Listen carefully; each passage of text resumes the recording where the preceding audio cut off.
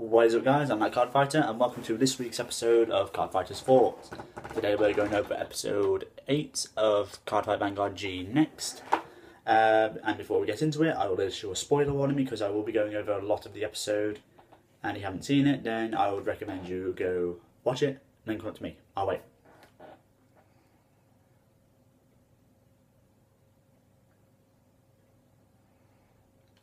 Okay, so you watched it, right. So, yes, as always, I will be watching this with no sound, and you won't be able to see the video, so I won't get no copyright strike. So, yeah, without further ado, let's get into it. So this episode brings a lot of the focus to Miguel's death. He's from the last episode, and he got quite close to Tocar, even though they'd only met after a few days. And he's unfortunately passed away due to a traffic accident, and Tokar's just trying to find a way to kind of get around it, but she can't. She's really lacking the focus. So yeah.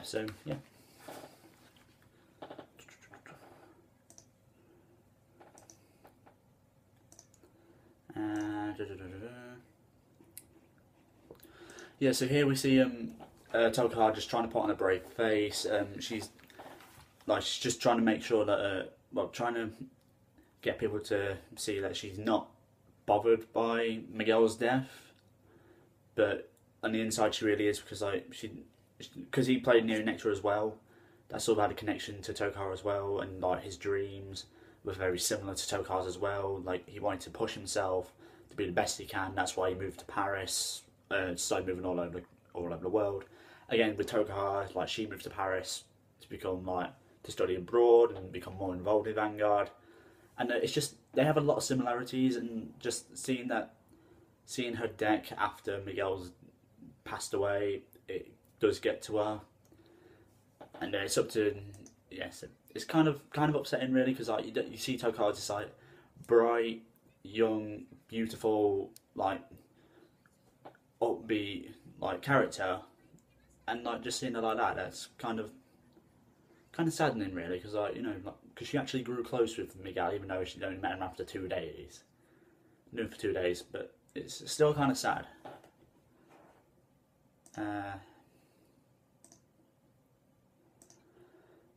Yeah, and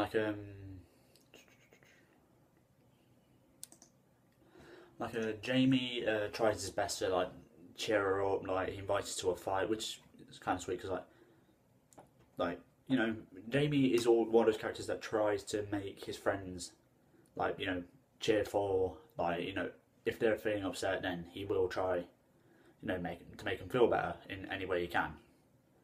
So he invites Tocar to his next professional fight in the semi-finals of the European tournament, I believe. I'm not too sure about what tournament it is, but he is involved in a pro league tournament, and sorry on it.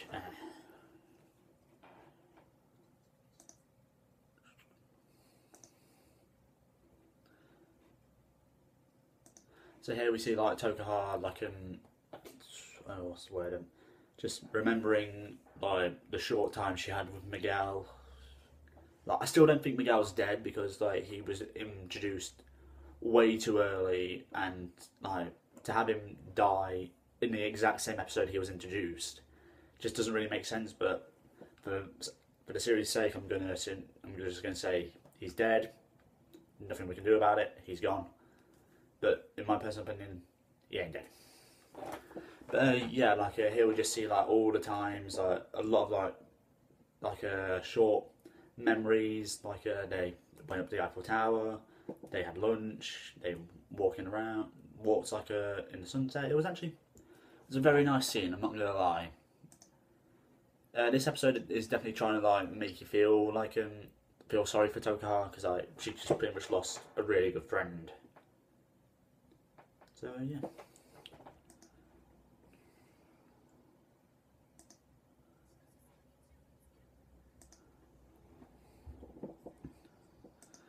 So now an old stranger is seeing Tocar, she's not, she's not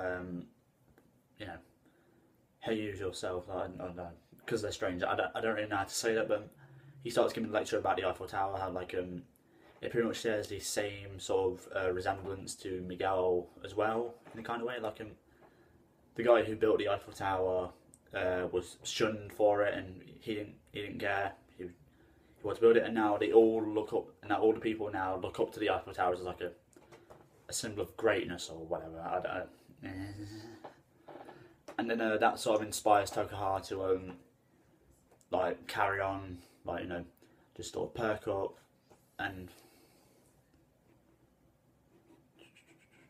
Where is subtitles?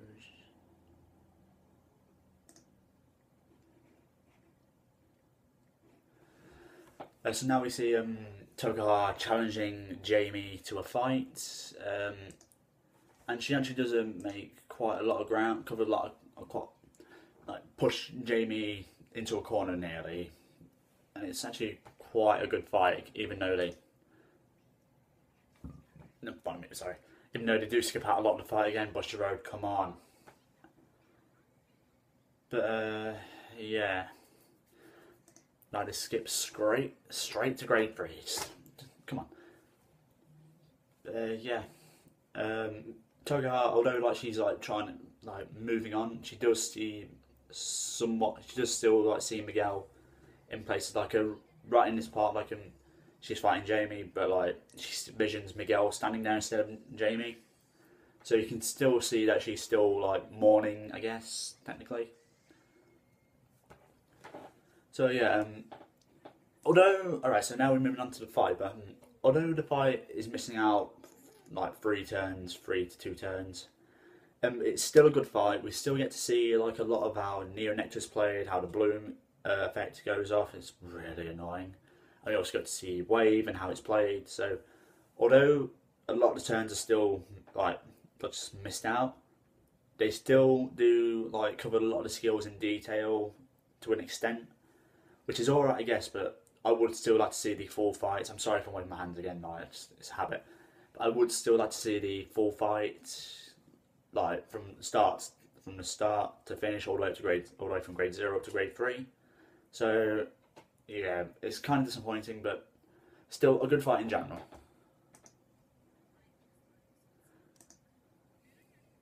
And we actually see like how broken Aqua Force is with their multi attacks. It's just, Aqua Force is going to be OP during this next set, I can tell. Sorry. Cheers.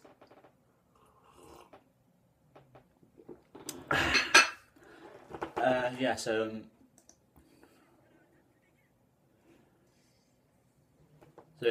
Jamie's starting to go on the offense. It's just does what Aqua Force does, to be honest.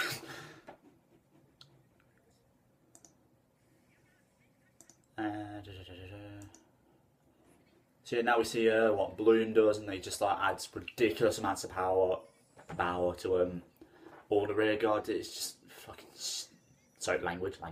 It's freaking stupid.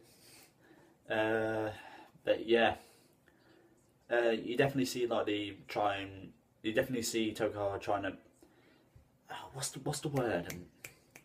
You definitely see her try to move on, I guess. Like she's trying to just like, while still clinging onto the memory of Miguel, like she's trying to move on and like get back on with her life without just more sitting in a corner and crying all the time. So it's good. It's good.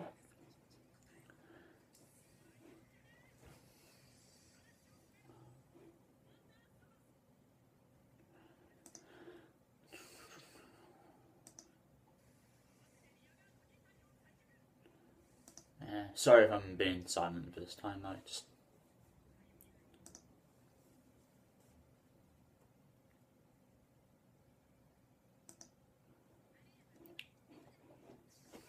so here we see Tocar, like her field was just completely destroyed, which is very bad for Neo Nectar, because you need rear guards to actually like do stuff.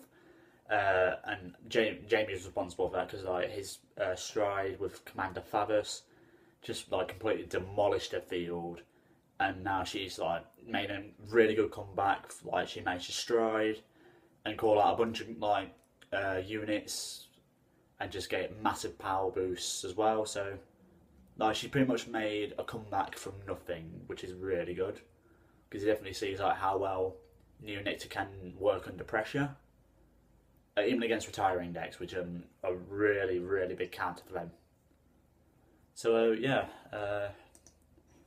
just goes to show that Tocar isn't just like the weak, like, you know, one of the weakest main character. She's definitely like a strong staple in her own, and not just like overshadowed by Chrono and Shion. Well, Chrono maybe, but you see like all the characters in general all have their own strengths and weaknesses, and now they sort of like outshine each other in a way.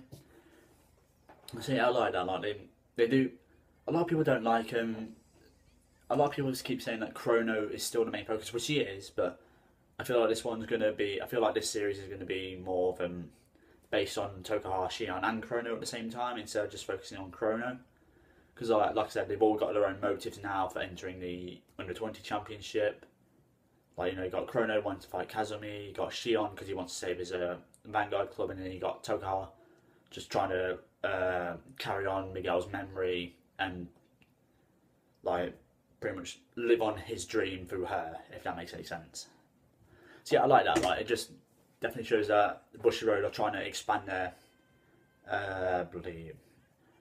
character, trying to like expand on their characters and not just focus on one singular character. So good. And here we see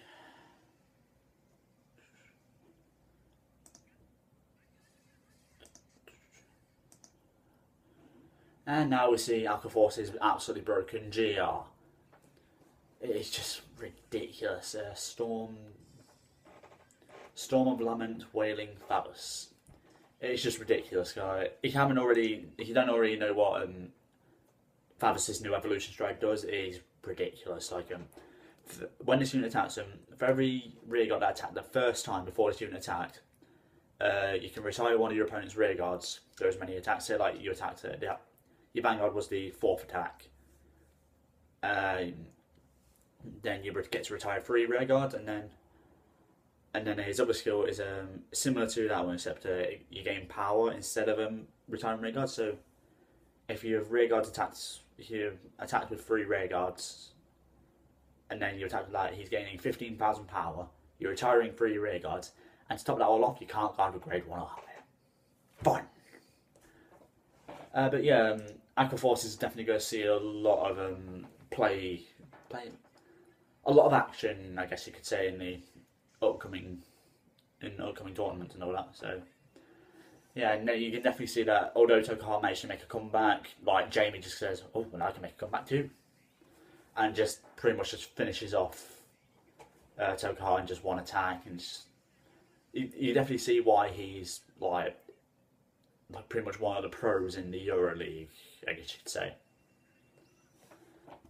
So yeah, this is going to have to end this week's episode with a nice little view of the sun setting over a river or one of the Thames in Paris, and it looks really nice. Like the artwork of this episode was very nice, like clean, crisp. So yeah. Yeah, overall, I really enjoyed this episode. Apart from missing out a few fights, it was definitely emotional, action-packed. You got to see a lot of these skills explained, and you got to see Tokar's like character development to definitely one of the best character developments so far for Tokar. So yeah, if you like this video, then don't forget to like, comment down below, and don't forget to subscribe. And I'll catch you next time. Bye.